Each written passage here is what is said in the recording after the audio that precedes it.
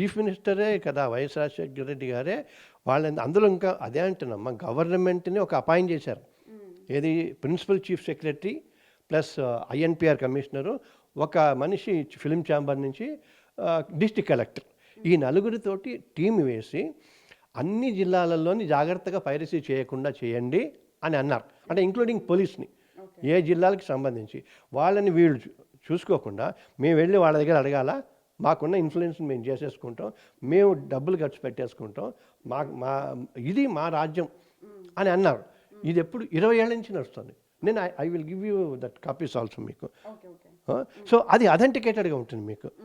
Then ఇప్పుడు అన్నీ ఉన్నప్పుడు నువ్వు లాని వైలేట్ చేస్తూ నువ్వు మళ్ళీ దాని అంటారు శుద్ధపుస్తులాగా కబుర్లు చెప్పుకుంటూ, సరే ఎన్కౌంటర్ సంగతి తెలిసే ఉంది, ఎప్పుడు చేస్తాడో తెలియదు.